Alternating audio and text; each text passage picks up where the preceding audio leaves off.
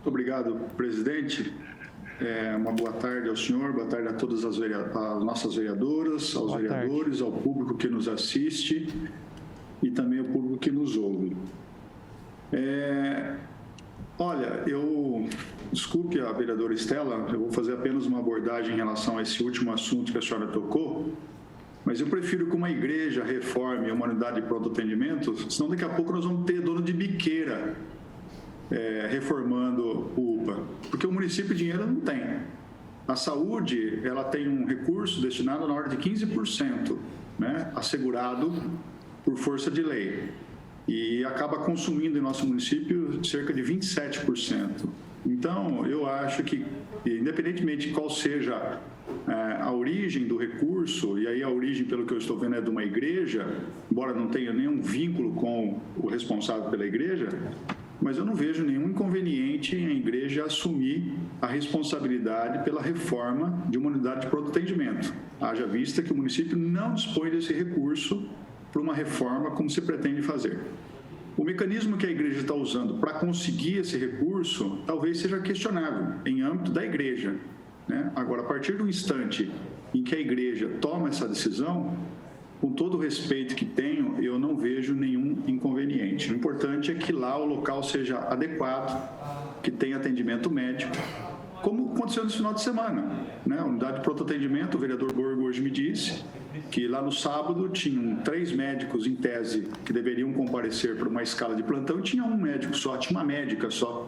Como que uma médica sozinha vai conseguir dar conta da enorme ficha de atendimentos, da enorme procura, da enorme demanda que tem no UPA do Ipiranga?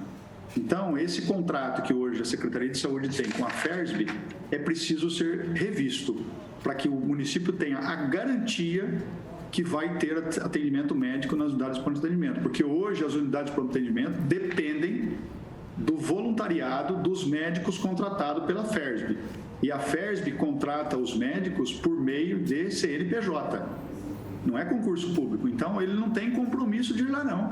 Se ele não prestar o serviço, qual é a penalidade para ele? Ele não recebe.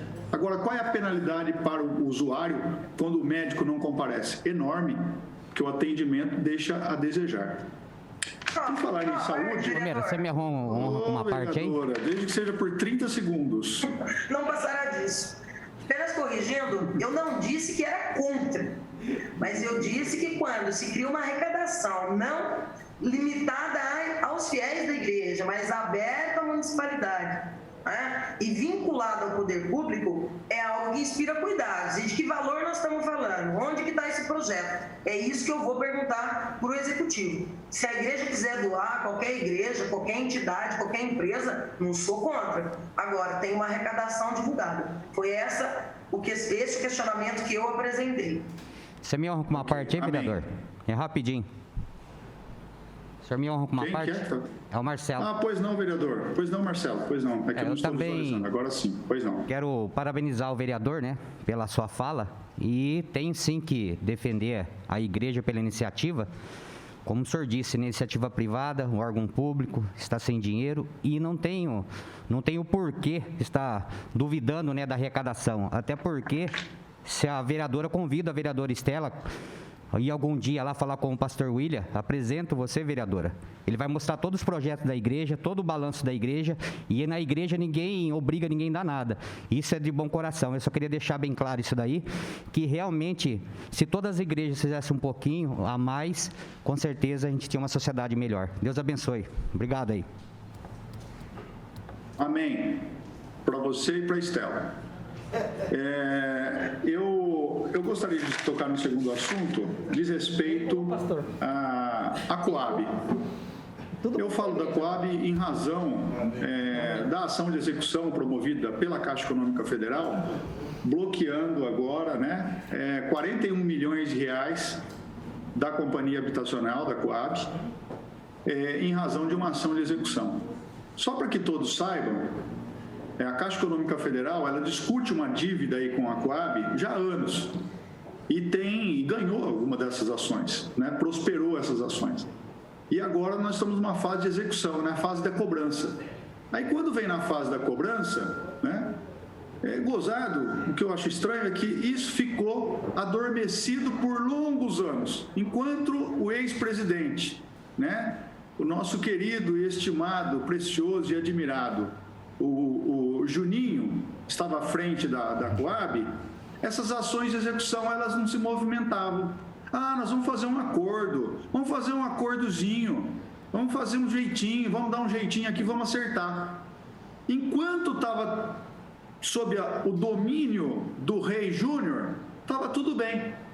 Agora, depois que o Rei Júnior caiu, porque foi escandalizado o desvio milionário dele e de seus asseclas, né, na ordem de quase 100 milhões de reais aí atualizados, em que ele subtraía 400 mil reais por mês da companhia, aí não tinha ação de execução. Agora entra uma nova diretoria, quer revisar os valores, porque os valores estão errados, esse encontro de contas. Na época do Rei, nós estava desesperado para fazer a confissão de dívida na ordem de 350 milhões. Nós, vereadores, autorizamos a fazer o acordo. Agora entra lá a equipe do Lima Júnior, discorda do valor, já reduz em quase 100. Entra uma nova equipe do Coronel Canova, já também vai discutir porque a Associação Brasileira de Coabs já tem um novo entendimento sobre como que se calcula os juros dessa dívida. Aí, de repente, do dia para a noite, começa a colocar em prática as ações de execução. Aí, quem interessa isso? Por que será que só agora esse assunto foi levantado? Por que será que só agora uma ação que estava parada há anos está sendo executada? Eu não quero fazer nenhuma ilação de que, quando estava sobre o reinado do Gasparini e que tinha subtração de 400 mil por mês, que eu acredito que não ficava só no bolso dele, isso tinha que ser compartilhado, não tinha ação, não tinha execução, não tinha nada. Não estou induzindo, nem fazendo nenhuma acusação a quem quer que seja, mas é muito estranho. Por isso, eu tenho certeza que é preciso, sim, o Ministério Público Federal botar o dedo nisso aí. É preciso, sim. E isso eu vou fazer. De um jeito ou de outro, eu vou fazer uma representação ao Ministério Público Federal, para que ele faça uma intervenção imediata nisso. Não para desaforar a ação que está aqui na Justiça Estadual, que, ao contrário, foi feito um trabalho excepcional pelo GAECO, mas para evitar esse rombo na Coab e indiretamente na Prefeitura, porque quem que vai ficar com o caixa no futuro próximo inviabilizado é a Prefeitura. Nós não podemos permitir isso. Isso, me desculpe, está me cheirando muito mal. E eu vou tomar providência, sim, usando a minha prerrogativa como vereador. O segundo assunto que eu queria mencionar aqui, acho que eu tenho ainda 2 minutos, é sobre a aplicação de vacinas.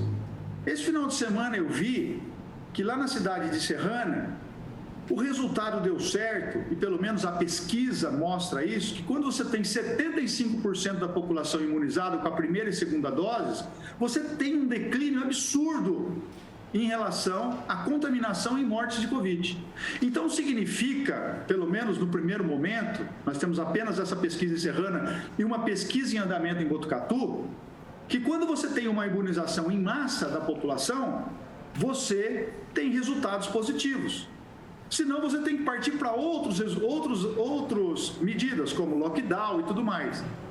Mas já que essa não é a decisão unânime, não existe entendimento nesse sentido, nós entendemos que a vacinação é a ferramenta mais importante. Aí eu pego o vacinômetro do Estado de São Paulo e eu tenho aqui que Bauru ocupa a posição de número 258.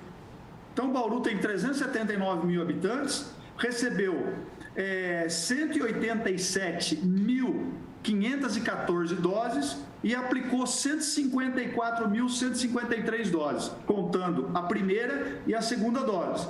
Ou seja, nós temos ainda 17,7% das vacinas que recebemos sem ser aplicada. Aí eu pergunto, Por que nós não aplicamos?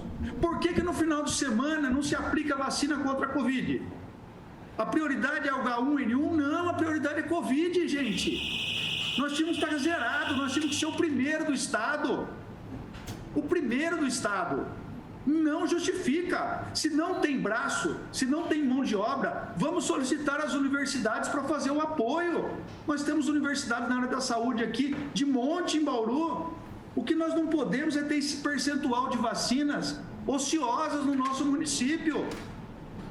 Aí eu vou lá na cidade que a vereadora Estela gosta, que é Araraquara, ocupa a posição de 197. Mas isso significa que lá a quantidade de vacinas que receberam aplicaram bastante doses. E isso é importante. Ou seja, aplicaram praticamente, só deixaram 9%, 90% das vacinas recebidas foram aplicadas. Aqui nós aplicamos 82%. 82% para uma população nossa de 379 mil faz muita diferença. Pelo amor de Deus, doutor Orlando, vamos vacinar, vamos acabar com o estoque. Vacina não é para ficar guardada, vacina é para ser aplicada. Quanto mais aplicações, quanto mais pessoas vacinadas, menor o impacto nós vamos ter de contaminação e menor o impacto das pessoas que vão morrer. Muito obrigado, senhor presidente. Eu peço minha inscrição nas explicações pessoais para dar continuidade à minha fala e outros assuntos que ficaram. Ok. Muito obrigado. Próxima